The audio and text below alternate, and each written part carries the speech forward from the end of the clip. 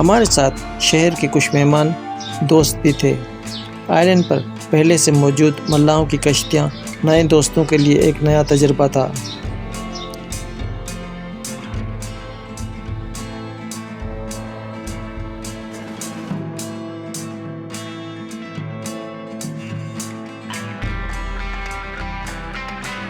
Island पर सब दोस्त अपनी अपनी धुन में मगन हो गए और एंजॉय करने लगे।